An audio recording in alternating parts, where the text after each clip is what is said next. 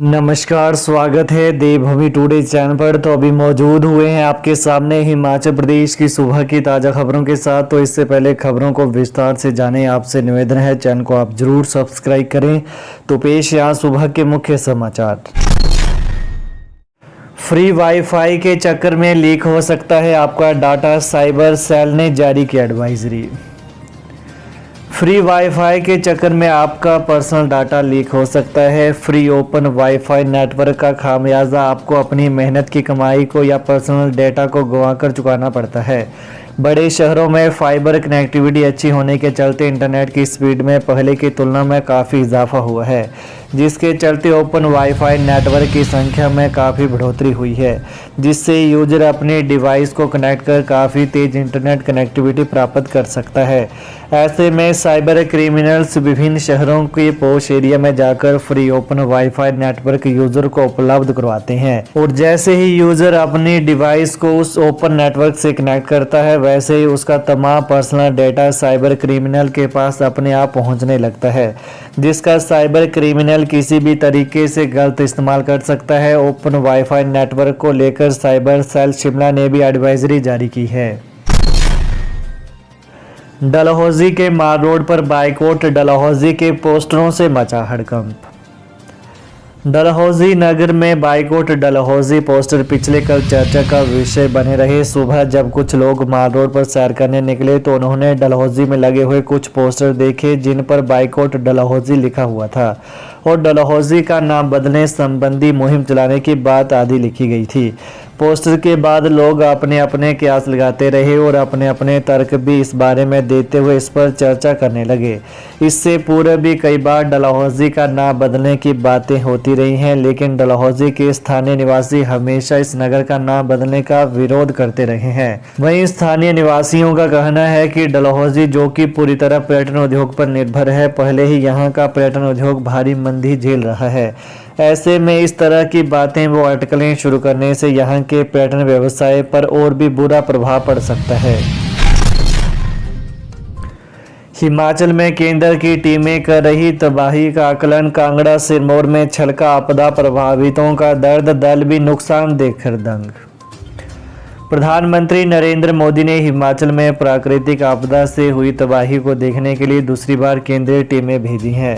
2 दिवसीय दौरे के पहले दिन केंद्रीय टीमें कांगड़ा और सिरमौर जिले में तबाही देख रही हैं। आपदा से हुए नुकसान को देखकर केंद्रीय टीमें भी दंग हैं।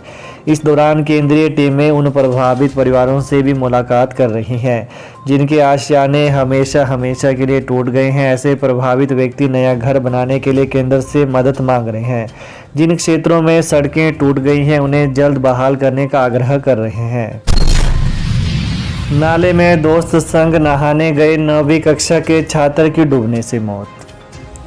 अपर शिमला के जुब्बल इलाके में एक नाले में अपने दोस्त संग नहाते हुए 9वीं कक्षा के एक नाबालिग की मौत हो गई। घटना पिछले कल की है। पुलिस ने शव को नाले से बरामद कर लिया है। नाबालिग की मौत के बाद क्षेत्र में मातम छाया हुआ है। वहीं पुलिस से मिली जानकारी के मुताबिक 15 वर्षीय नरेश नेपाली मूल का था। वो परिवार संग जुब्बल के एक गांव में रहता था। पिछले कल वो अपने एक दोस्त के साथ नाले में नहाने लगा। नाले के पानी की गहराई का अंदाजा नहीं होने पर नरेश उसमें डूब गया। मौके पर उसके दोस्त ने शोर मचाना शुरू कर दिया। इसके बाद आसपास रहने वाले लोग मौके पर भागे। जुब्बल पुलिस को भी घटनास्थल पर बुलाया गया। इसके बाद नाले में डूबे नरेश की खोज की जाने लगी। काफी देर के बाद नरेश का शव नाले से बाहर निकाला गया। पंजाब हिमाचल में शानन प्रोजेक्ट को लेकर जंग, सीएम सुक्खू बोले लीज खत्म होते ही हमें मिले। मुख्यमंत्री मान ने केंद्र को पत्र लिख जताई दावेदारी। हिमाचल के जोगिंद्रनगर में स्थापित शानन प्रोजेक्ट को लेकर प्रदेश और पंजाब सरकार में ठनती जा रही है। मुख्यमंत्री सुखविंदर सुक्खू ने कहा कि शानन प्रोजेक्ट की 99 साल लीज अगले साल मार्च में पूरी हो रही है, इसलिए यह प्रोजेक्ट हिमाचल को मिलना चाहिए। वहीं सीएम सुक्खू ने यह मामला उत्तर क्षेत्रीय परिषद की अमृतसर में संपन्न मीटिंग भी केंद्रीय गृह मंत्री अमित शाह के समक्ष भी उठाया। उन्होंने कहा कि पंजाब के सीएम भगवंत मान से भी शानन प्रोजेक्ट हिमाचल को वापस करने का आग्रह किया है। इस बीच पंजाब के सीएम भगवंत मान ने पंजाब पुनर्गठन एक्ट 1966 के उपबंधों का तर्क देते हुए केंद्र को पत्र लिखकर शानन प्रोजेक्ट पंजाब सरकार के पास रखने की मांग कर अपने इरादे स्पष्ट कर दिए हैं। उन्होंने लिखा कि पंजाब पुनर्गठन एक्ट संसद में बना कानून है, जिसके आधार पर पंजाब, हरियाणा और हिमाचल प्रदेश राज्यों का गठन हुआ। चिट्टा तस्करी में संलिप्त आरोपियों की संपत्तियां होंगी जब्त, ईडी को भेजे जाएंगे मामले। चिट्टा तस्करी में संलिप्त आरोपियों की संपत्तियों को भी जब्त किया जाएगा। इसके तहत पुलिस विभाग ने चिट्टा तस्करी से जुड़े बड़े मामलों को आगामी कार्रवाई के लिए प्रवर्तन निदेशालय को भेजेगा। वहीं देखा जाए तो पहाड़ी प्रदेश हिमाचल में चिट्टा तस्करी के मामले बढ़ रहे हैं। आलम यह है कि चिट्टे के साथ पकड़े जाने वाले आरोपियों को रखने के लिए सूबे की जेलें भी छोटी पड़ने लगी हैं।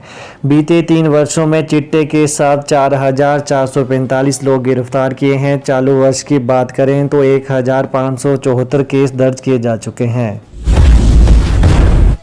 दर्दनाक हादसा, कंदरौड़ी के पास ट्रेन की चपेट में आने से युवक की मौत। राजकीय रेलवे पुलिस थाना कांगड़ा की पुलिस चौकी कंदरौड़ी के निकट एक 20 वर्षीय कामगार की ट्रेन की चपेट में आने से मौत हो गई। हादसा इतना दर्दनाक था कि मृतक का सिर ट्रेन की चपेट में आने से कुचल गया।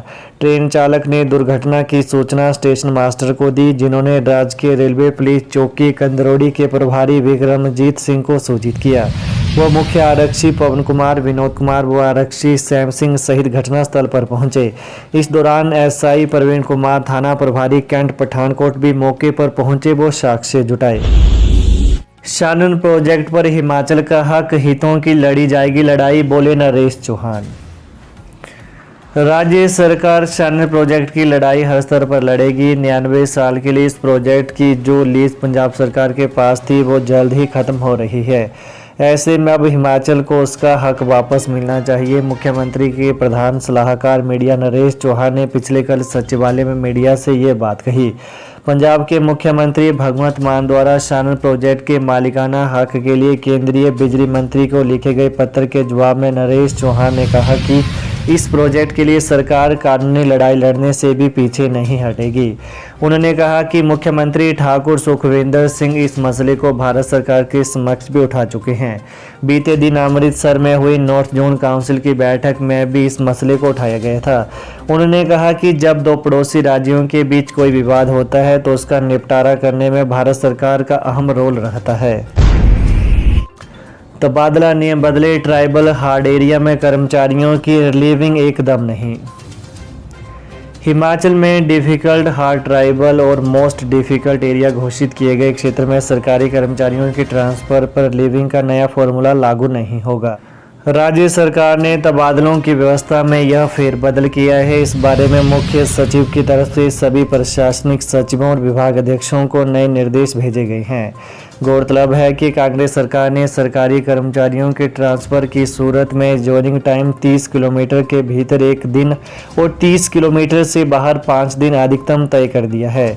इस डेडलाइन का पालन करवाने के लिए ट्रांसफर के बाद कर्मचारियों की रिलीविंग के लिए भी नया शेड्यूल बनाया गया। तो ये है सुबह के मुख्य समाचार। तो प्रदेश की ताज़ा खबरों को पाने के लिए देवभूमि टुडे चैनल को जरूर सब्सक्राइब करें। धन्यवाद।